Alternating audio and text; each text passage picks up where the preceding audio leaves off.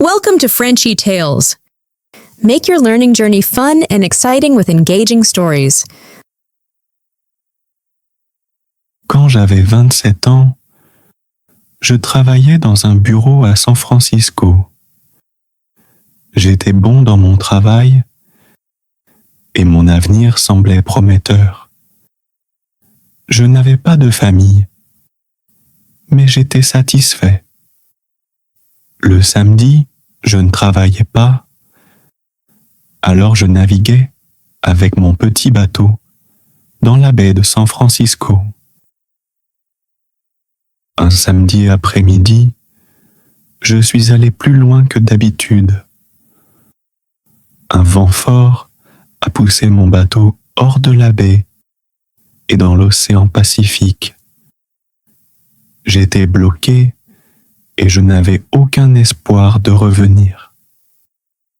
Cette nuit-là, alors que je pensais que tout était perdu, un petit navire britannique m'a repéré et m'a sauvé. Le navire se dirigeait vers Londres. Le voyage jusqu'à Londres fut long et difficile, avec de nombreuses tempêtes en cours de route. Pour payer mon passage, j'ai travaillé comme marin sur le navire. Lorsque nous sommes arrivés à Londres, mes vêtements étaient usés et sales, et je n'avais qu'$1 en poche. J'ai utilisé ce dollar pour acheter de la nourriture et un abri pour une journée. Mais après cela, je n'avais plus rien. J'ai passé la journée suivante sans manger ni dormir. Le matin suivant, vers 10 heures, je marchais dans Portland Place. J'ai vu un enfant manger une grosse poire. L'enfant en a pris une bouchée, puis a jeté le reste dans la rue. J'avais tellement faim que je ne pouvais pas détourner les yeux. Je voulais ramasser la poire, mais chaque fois que j'essayais, quelqu'un passait, et j'avais trop honte. J'ai continué à attendre, essayant encore et encore, mais les gens semblaient toujours me remarquer. Finalement, je n'en pouvais plus. J'ai décidé que je prendrais la poire, peu importe qui me verrait. Juste au moment où j'étais sur le point de le faire, un homme a ouvert une fenêtre derrière moi et a appelé « Entrez, je vous prie ». Un domestique en tenue élégante a ouvert la porte et m'a conduit dans une grande pièce. À l'intérieur, 2 messieurs âgés étaient assis, plongés dans une conversation. Leur petit déjeuner était encore sur la table, et je ne pouvais pas m'empêcher de le regarder. J'avais tellement faim. Ce que je ne savais pas, à ce moment-là, c'est que ces 2 messieurs avaient fait un pari plusieurs jours auparavant. Je ne l'apprendrai que bien plus tard. Laissez-moi vous raconter ce qui s'est passé ensuite. Partie 2. Le pari étrange. Les 2 vieux messieurs étaient frères. Et depuis des jours, ils se disputaient sur une idée étrange. Pour trancher leur débat, ils décidèrent de faire un pari, comme cela arrive souvent en Angleterre. Le sujet de leur pari était assez inhabituel. La Banque d'Angleterre avait récemment imprimé 2 billets de banque, valant chacun 1 million de livres pour un accord spécial avec un pays étranger. L'un des billets avait été utilisé, mais l'autre était resté à la banque. Le frère A dit au frère B, « Si un étranger pauvre, honnête et intelligent arrive à Londres avec seulement ce billet de 1 million de livres, il mourra de faim. Personne ne croira que ce billet lui appartient et ils penseront qu'il l'a volé. S'il essaie de l'utiliser, on appellera la police. » Le frère B n'était pas d'accord. « Je ne pense pas. Je crois que cet homme pourrait survivre 30 jours sans être arrêté, même avec un billet aussi gros. » Le frère A répondit, « Faisons-en un pari. Je parie 20 000 livres qu'il n'y arrivera pas. » Le frère B accepta. Le frère A se rendit alors à la banque, acheta le billet de 1 million de livres et prépara une lettre. Les deux frères s'assirent près de leur fenêtre, attendant de trouver l'homme parfait pour leur expérience. Ils cherchaient quelqu'un de pauvre, honnête, intelligent et étranger à Londres. Ils virent de nombreuses personnes passer. Certaines avaient l'air honnêtes, mais pas intelligentes. D'autres semblaient intelligentes, mais pas honnêtes. Certaines étaient honnêtes et intelligentes, mais pas pauvres. Et quelques-unes répondaient aux 3 critères, mais elles n'étaient pas étrangères. Puis, ils me virent. Ils m'appelèrent et me demandèrent de raconter mon histoire. Après l'avoir entendue, ils décidèrent que j'étais la personne idéale pour leur pari.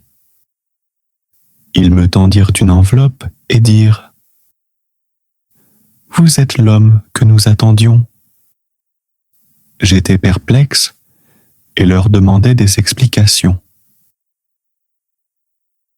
L'un d'eux me tendit l'enveloppe en disant « Ne l'ouvrez pas ici.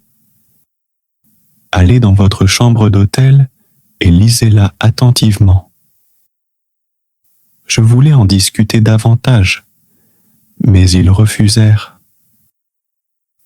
Je quittai la maison, contrarié, pensant qu'ils se moquaient de moi. En m'éloignant, je cherchais la poire que l'enfant avait jetée, mais elle avait disparu. Frustré et en colère, j'ouvris finalement l'enveloppe loin de leur maison. À l'intérieur, je trouvai un billet de banque, mais je ne pris pas le temps de lire leurs lettres. J'avais trop faim pour penser à autre chose. Je courus au restaurant le plus proche et commandai un énorme repas. Au moment de payer, je sortis l'enveloppe. En regardant le billet de banque, mon cœur faillit s'arrêter. C'était un billet de 1 million de livres. Je n'en croyais pas mes yeux. Le propriétaire du restaurant l'avait remarqué aussi. Il fixa le billet, aussi choqué que moi. Je le lui tendis en disant « S'il vous plaît, donnez-moi la monnaie. » Le propriétaire, confus, s'excusa plusieurs fois. « Je suis vraiment désolé, monsieur, mais je ne peux pas rendre la monnaie sur ce billet. Je n'ai pas cette somme. » J'insistais, mais je dois payer mon repas. Le propriétaire hésita, puis sourit nerveusement. Ce n'est rien, monsieur. Vous pouvez manger ici quand vous voulez.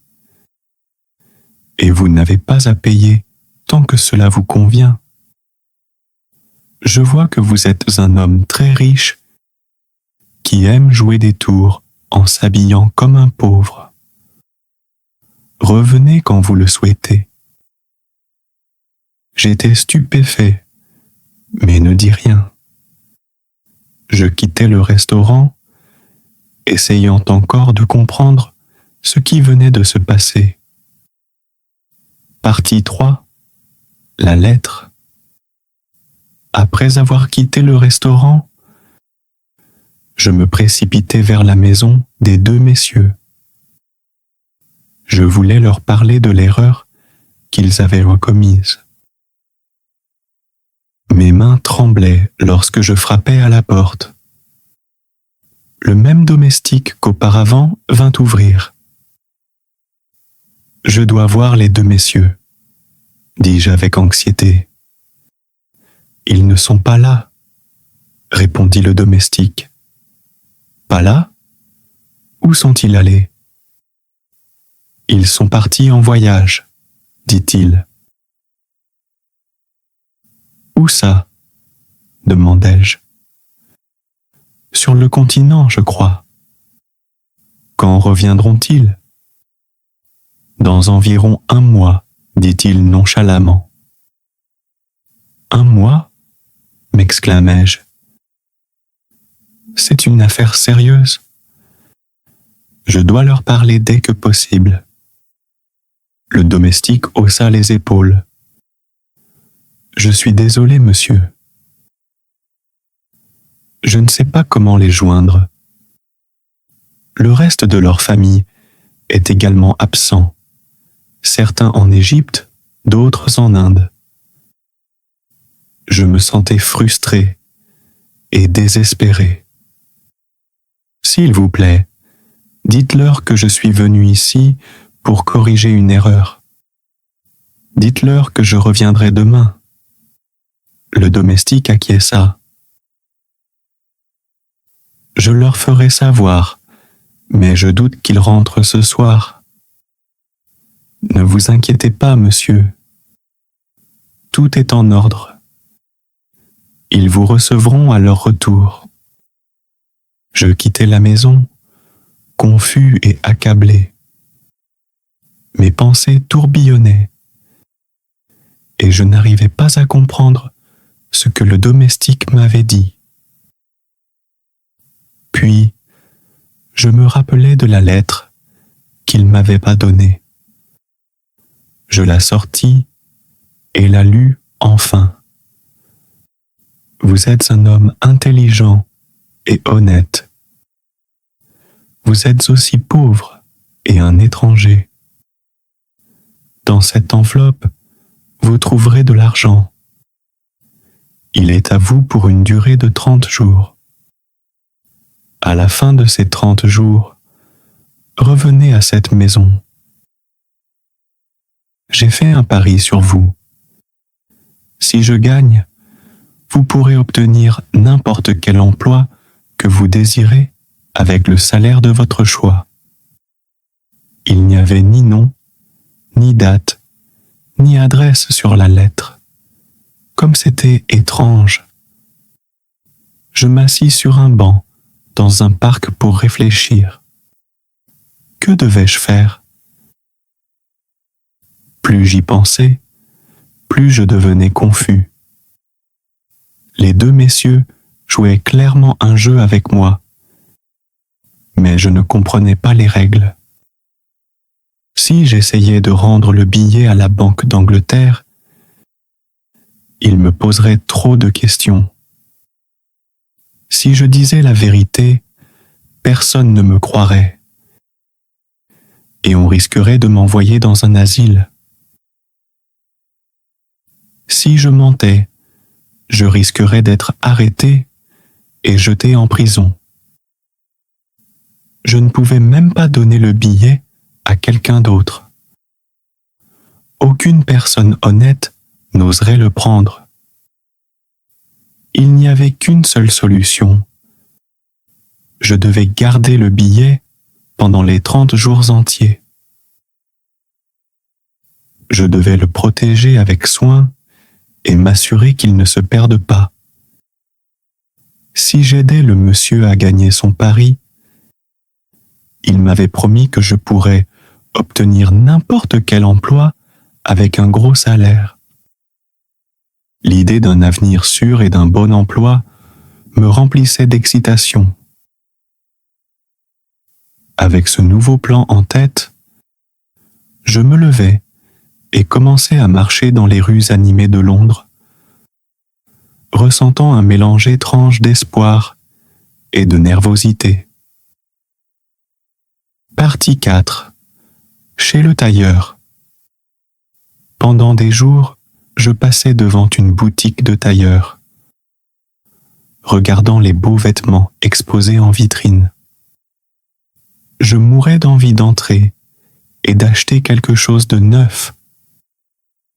Mais le billet de 1 million de livres dans ma poche était inutile.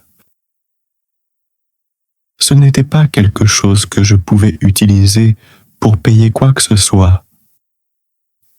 Après être passé devant la boutique 6 fois, je rassemblai enfin le courage d'entrer. Je m'approchai d'un homme et demandai à voix basse : « Avez-vous des costumes anciens ou invendus ? Quelque chose que personne d'autre ne voudrait acheter ?» L'homme me regarda bizarrement, mais hocha la tête et fit signe à un autre employé. Le deuxième homme acquiesça également et dit : « Un moment, s'il vous plaît. » Au bout d'un moment, il me conduisit dans une pièce à l'arrière, remplie de vêtements démodés et peu attrayants. Il choisit le pire costume du lot et me le tendit. Il était usé et mal ajusté, mais je ne me plaignis pas. J'avais besoin d'un costume et c'était mieux que rien. Au moment de payer, j'hésitai et dis : « Pourriez-vous attendre quelques jours pour l'argent ? Je n'ai pas de petite monnaie sur moi pour l'instant. » L'homme leva un sourcil. « Pas de petite monnaie ? Je pensais qu'un homme comme vous aurait des grosses coupures. » En souriant, je répondis : « On ne peut pas juger un homme à ses vêtements. Je peux payer, mais seulement si vous pouvez rendre la monnaie sur un billet très important. » « Bien sûr, nous pouvons gérer cela, » dit-il avec assurance. Je lui tendis le billet d'1 million de livres. Il le prit avec un sourire, mais dès qu'il en lut le montant, son sourire disparut. Le propriétaire du magasin remarqua et s'approcha. « Que se passe-t-il ? » demanda-t-il. L'employé balbutia : « Pas de problème, monsieur, mais regardez le billet. » Le propriétaire l'examina, puis me fixa, les yeux écarquillés. Il regarda le costume usé que je portais et s'écria : « Todd, imbécile, comment as-tu pu vendre ce vieux costume à un millionnaire ? Ne vois-tu pas la différence entre un homme riche et un homme pauvre ? » Se tournant vers moi, le propriétaire s'inclina profondément. « Je suis terriblement désolé, monsieur. Laissez-moi réparer cela. Enlevez ces vêtements affreux et laissez-nous les remplacer par quelque chose de convenable. » Avant que je puisse dire un mot, il attrapa une belle chemise et un costume sur mesure et insista pour que je les mette. Voilà qui est bien mieux pour vous, monsieur. Simple mais élégant. Je le remerciai, mais il n'avait pas fini. Oh, attendez de voir ce que nous pouvons faire pour vous. Il appela un employé avec un carnet et un stylo et commença à me mesurer de la tête aux pieds. Il ordonna à son équipe de préparer des costumes sur mesure, des chemises, des manteaux et d'autres vêtements. Costumes de jour, costumes de soirée. Nous ferons tout ce dont vous avez besoin, déclara-t-il. Mais monsieur, l'interrompis-je, je ne peux accepter cela que si vous changez mon billet ou accepter d'attendre un moment avant que je paie. Attendre? Bien sûr, j'attendrai. Prenez tout ce que vous voulez et payez quand cela vous conviendra. Todd, envoie tout cela à l'adresse du monsieur immédiatement. Que les clients moins importants attendent. Lorsqu'il me demanda mon adresse, j'hésitai et dis « Je suis en train de déménager. Je reviendrai bientôt pour vous donner ma nouvelle adresse. » « Bien sûr, monsieur. C'est parfait, » dit-il en s'inclinant à nouveau. « Bonne journée, monsieur. » Il me raccompagna jusqu'à la porte avec grand respect. En sortant, je ne pus m'empêcher de rire en pensant à la manière dont mes vêtements usés et le billet de 1 million de livres avaient transformé ma journée. Partie 5. Le millionnaire pauvre. Quelque chose d'incroyable s'est produit. J'ai pu acheter tout ce que je voulais sans dépenser un seul sou. Chaque fois que je montrais mon billet de banque et demandais de la monnaie, la même chose se passait. Personne ne pouvait le changer. Pourtant, j'obtenais tout ce dont j'avais besoin, des nécessités de base aux articles de luxe. Je m'installais dans un hôtel chic à Hanover Square et y dînais la plupart des soirs. Mais pour le petit déjeuner, je retournais toujours au petit restaurant de Harris. C'était le premier endroit où j'avais mangé après avoir reçu le billet de banque d'1 million de livres. Et j'y ressentais un lien spécial. La nouvelle de mon histoire et de mon billet inhabituel se répandit dans tout Londres. Les gens commencèrent à fréquenter le restaurant de Harris simplement parce que j'y mangeais. Et l'établissement devint célèbre. Harris était ravi de cet afflux soudain de clients. Je menais la vie d'un homme riche et important. C'était comme un rêve. Mais au fond de moi, je me rappelais que ce rêve prendrait fin dès que les deux gentlemen reviendraient à Londres. À ce moment-là, tout changerait. Mon histoire devint un sujet brûlant dans les journaux. Tout le monde en ville parlait du millionnaire pauvre qui portait un billet d'1 million de livres dans sa poche. Même un magazine populaire publia un dessin humoristique de moi en couverture. Les gens me suivèrent partout, curieux de voir ce que j'allais faire ou dire. Parfois, pour m'amuser, je portais mes vieux vêtements. Les commerçants me regardaient alors avec pitié, pensant que je n'étais qu'un pauvre homme. Mais quand je sortais le billet, leur attitude changeait instantanément. C'était amusant à observer. Après 10 jours à Londres, je décidai de rendre visite à l'ambassadeur américain. Il fut ravi de me rencontrer et m'invita à un dîner ce soir-là. Au cours de notre conversation, il mentionna qu'il avait connu mon père lorsqu'ils étudiaient ensemble à l'université de Yale. Il me dit même que j'étais le bienvenu chez lui à tout moment. Avoir un ami aussi influent me réconfortait.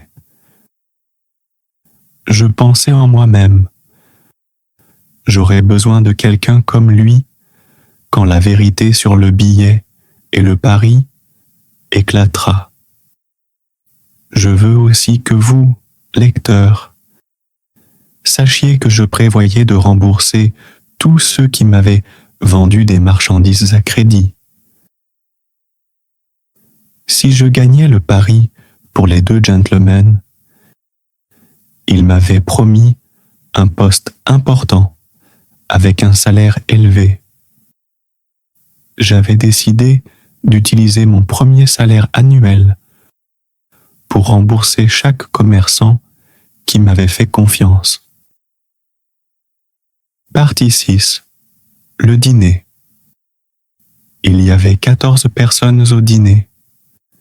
Parmi elles se trouvaient le duc et la duchesse de Shoreditch, leur fille Lady Grace Eleanor, le comte et la comtesse de Newgate, Lord et Lady Blaskett, l'ambassadeur américain avec sa femme et sa fille, ainsi que quelques autres invités. Une invitée attira mon attention, une belle jeune femme nommée Portia Langham.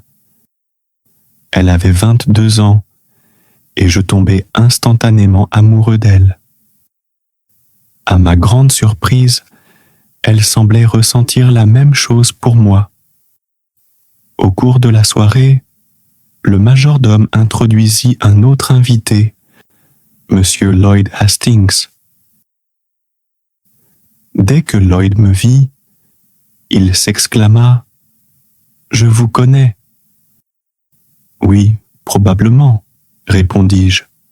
« Attendez, vous êtes le millionnaire avec le billet d'1 million de livres ?»« C'est bien moi, » dis-je en souriant. « Eh bien, c'est incroyable. Vous êtes Henry Adams de San Francisco, n'est-ce pas? Il y a 6 mois, vous travailliez au bureau de Blake Hopkins avec un petit salaire. Le soir, vous m'aidiez à organiser les papiers de la Golden Curry Mining Company. Et maintenant, regardez-vous, un millionnaire et une célébrité à Londres. Je ris. Cela me surprend aussi, Lloyd. Il y a 3 mois, j'étais encore à San Francisco. Oui, je me souviens de la dernière fois où nous avons travaillé ensemble. Nous sommes même allés tard dans la nuit au restaurant What Cheer pour un steak et un café. Vous travaillez si dur sur ces documents miniers, dit Lloyd, ému.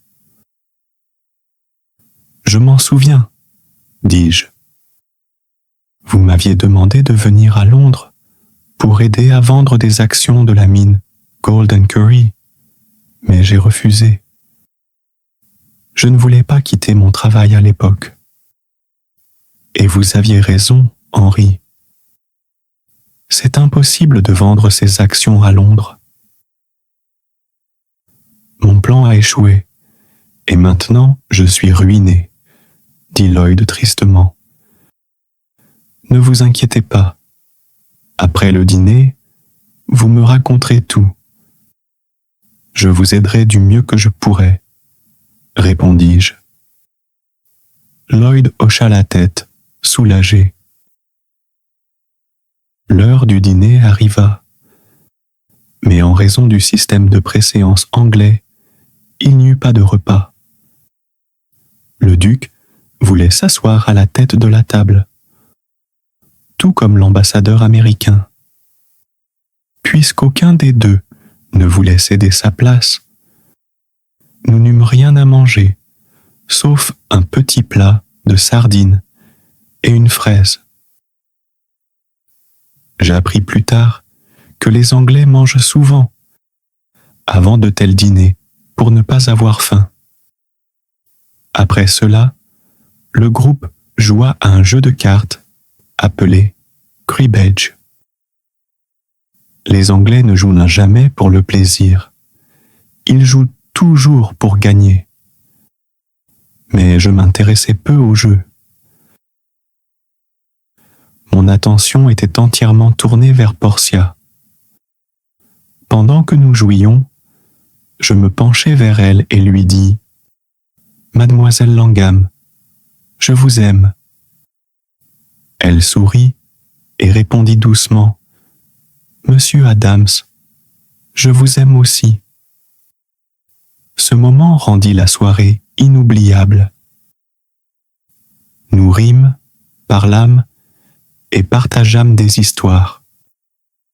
Je lui racontai tout sur ma situation étrange, depuis la façon dont j'avais obtenu le billet d'1 million de livres jusqu'au Paris avec les deux gentlemen.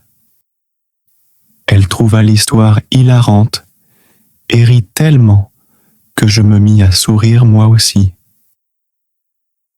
Je lui expliquai également mes plans. J'ai besoin d'un bon travail, avec un gros salaire pour rembourser mes dettes. Portia, voulez-vous m'accompagner lorsque je rencontrerai ces deux gentlemen? Elle sourit encore une fois. Bien sûr, Henry. Si je peux vous aider, je le ferai. Vous ferez bien plus que m'aider, dis-je. Vous êtes si merveilleuse qu'avec vous à mes côtés, ils ne pourront rien me refuser. Partie 7. Une idée à 1 million de dollars. Après le dîner, je retournai à l'hôtel avec Lloyd Hastings. Il n'arrêtait pas de parler de ses problèmes, mais je l'écoutais à peine. Mon esprit était rempli de pensées pour Portia. Je ne pouvais penser à rien d'autre. Lorsque nous arrivâmes à l'hôtel, Lloyd s'arrêta, émerveillé. « Cet hôtel est incroyable. C'est comme un palais. Regardez ces meubles. Vous avez tout ce dont vous pourriez rêver. Henry, vous êtes riche, et moi, je suis ruiné, dit-il tristement. Ces mots me glacèrent le sang. Je n'étais pas riche du tout. En fait, j'étais sans un sou, avec des dettes qui s'accumulaient. Gagner le pari des deux gentlemen était ma seule chance de tout arranger. Mais Hastings ne savait rien de tout cela. « Henry, dit Lloyd, la voix tremblante, une petite partie de votre fortune pourrait me sauver. Je suis désespéré. » « Lloyd, asseyez-vous, dis-je en lui tendant un verre de whisky chaud. Racontez-moi votre histoire, dans les moindres détails. Vous voulez vraiment l'entendre encore une fois? Je vous l'ai déjà raconté en venant ici. Je n'ai pas entendu un seul mot, avouai-je. Henry, ça va? Vous avez l'air distrait. Avez-vous trop bu au dîner? Oh, Lloyd, je suis amoureux, dis-je en soupirant. Je ne peux penser à rien d'autre qu'à Portia. Voilà pourquoi je n'ai rien entendu. Lloyd éclata de rire en me serrant la main. Eh bien, je suis heureux pour vous, Henry. vraiment heureux. Maintenant, laissez-moi vous raconter mon histoire à nouveau. Il se réinstalla et commença à expliquer sa situation. En résumé, les propriétaires de la mine d'or Golden Curry l'avaient envoyé en Angleterre pour vendre des actions de la mine pour un montant de 1 million de dollars. Tout ce qu'il réussirait à obtenir au-delà de cette somme serait pour lui. Le rêve de Lloyd était de vendre les actions pour plus d'1 million de dollars et de devenir riche. Mais il n'avait qu'1 mois pour les vendre. Et jusqu'à présent, personne à Londres ne s'y intéressait. Soudain, Lloyd sauta de sa chaise, les yeux brillants d'excitation. « Henry, vous pouvez m'aider. Vous voulez bien ? » « Comment puis-je vous aider ? » demandai-je. « Donnez-moi 1 million de dollars et je vous vendrai toutes les actions. Vous deviendrez propriétaire de la mine d'or. Ne me refusez pas, Henry. » J'hésitais, incertain de la réponse à donner. Je ne pouvais pas lui révéler la vérité sur ma situation. Puis, une idée ingénieuse me vint à l'esprit.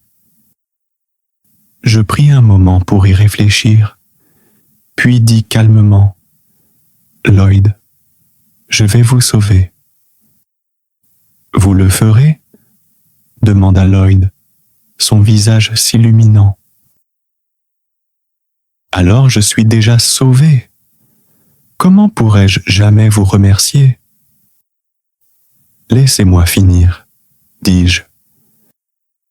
Je ne vais pas vous sauver en achetant les actions, mais j'ai un meilleur plan. Je connais la valeur de cette mine et je sais comment vous aider à vendre les actions. Utilisez mon nom pour garantir la mine. Les gens à Londres me font confiance. Si vous leur dites que je suis impliqué, ils croiront que la mine vaut la peine d'être investie. En 1 ou 2 semaines, vous vendrez toutes les actions, probablement pour 3 millions de dollars. Ensuite, nous partagerons les profits, moitié pour vous, moitié pour moi. Le visage de Lloyd s'illumina de joie. Il se leva, riant et dansant dans la pièce. « Votre nom, Henry, c'est la clé. Les riches de Londres vont se précipiter pour acheter ces actions. Je suis sauvé et je n'oublierai jamais ce que vous avez fait pour moi. » Partie 8. Retour à Portland Place. Le lendemain, tout Londres parlait des actions de la mine d'or de Californie. Je restais à l'hôtel et chaque fois qu'on me demandait, je répondais « Oui, je connais M. Hastings. C'est un homme honnête et je connais bien la mine. Elle a une valeur incroyable. » Cela rendait les gens impatients d'acheter les actions. Le soir, je passais du temps avec Portia, chez l'ambassadeur américain. Je ne lui parlais ni des actions, ni de l'argent. C'était une surprise. Nous ne parlions que de notre amour et de nos rêves pour l'avenir. Enfin, la fin du mois arriva. Des gens riches de tout Londres avaient acheté des actions. Et je possédais maintenant une fortune, 1 million de dollars bien en sécurité, sur mon compte bancaire. Hastings avait la même somme. Il était temps de rencontrer les 2 gentlemen et de régler le pari. Je mis mes plus beaux vêtements et allai chercher Portia. En chemin vers Portland Place, nous parlâmes du travail que je pourrais obtenir. Portia, tu es tellement ravissante. Quand ils te verront, ils me donneront n'importe quel poste avec le salaire que je demanderai. Henri, ne demande pas trop, sinon nous risquons de n'avoir rien du tout, dit-elle doucement. Ne t'inquiète pas, ma chérie, la rassurai-je. À notre arrivée, le même domestique ouvrit la porte. Les deux gentlemen étaient là, prenant le thé. Ils furent surpris de voir Portia, et je la présentai. Puis je pris la parole. Messieurs, je suis ici pour vous faire mon rapport. Nous sommes ravis de l'entendre, dit l'un d'eux. Maintenant, nous pouvons régler le pari que mon frère Abel et moi avons fait. Si vous avez réussi, vous pouvez avoir n'importe quel poste en mon pouvoir. Je tendis le billet de banque d'1 million de livres. Le voici, monsieur. J'ai gagné, s'écria-t-il. Qu'en dis-tu, Abel? Je dis qu'il a survécu et que j'ai perdu 2000 livres, répondit Abel en secouant la tête. Je n'arrive pas à y croire. Il y a plus, dis-je. Mais c'est une longue histoire pour une autre fois. Pour l'instant, regardez ceci. Je leur tendis un certificat de dépôt de 200 000 livres. Qu'est-ce que c'est? C'est le mien, dis-je. Je l'ai gagné en utilisant le billet de banque que vous m'avez prêté. Les deux hommes étaient stupéfaits. Portia me regarda, les yeux grands ouverts de surprise. Henri, est-ce vraiment ton argent? Pourquoi ne m'as-tu pas dit la vérité? Je ne l'ai pas fait, avouai-je, mais j'espère que tu me pardonneras. Je n'en suis pas si sûre, taquina-t-elle. Portia, c'était juste pour s'amuser, dis-je. Allez, partons. Mais avant que nous puissions partir, l'un des gentlemen intervint. Attendez, je veux toujours vous offrir le poste et le salaire de votre choix. Merci, dis-je, mais je n'ai plus besoin du poste. Portia sourit et dit « Henri, tu ne l'as pas remercié correctement. Laisse-moi le faire pour toi. » À ma grande surprise, elle s'approcha du gentleman, s'assit sur ses genoux et l'embrassa sur la joue. Les deux gentlemen éclatèrent de rire. Je restai là, perplexe. « Papa, dit Portia, Henri ne veut pas de ton poste. Il ne veut que moi. » Attends, c'est ton père? Demandai-je, stupéfait. Oui, répondit-elle en souriant. C'est mon beau-père.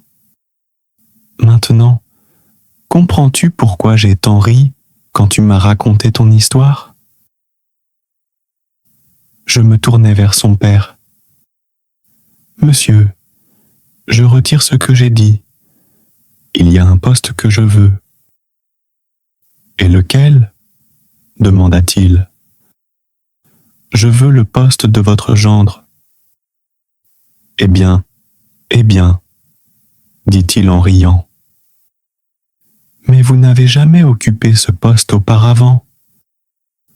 Êtes-vous sûr d'être qualifié? Essayez-moi, dis-je en souriant. Pour 30 ou 40 ans. Sur ce, il me donna sa bénédiction, et Portia et moi n'aurions pas pu être plus heureux. Il n'y a pas assez de mots pour décrire la joie que nous ressentions. Quand l'histoire du billet de banque d'1 million de livres se répandit dans tout Londres, les gens n'en revenaient pas. Le père de Portia retourna le billet à la Banque d'Angleterre, où il fut annulé. Comme cadeau de mariage, il nous le rendit. Nous l'encadrâmes et l'accrochâmes au mur de notre nouvelle maison. Chaque fois que les gens nous posaient des questions à ce sujet, je répondais « Ce billet d'1 million de livres n'a acheté qu'une seule chose dans toute sa vie. La chose la plus précieuse au monde, ma Portia. » Thanks for joining Frenchy Tales. Don't forget to like, subscribe, and keep learning through stories. See you next time.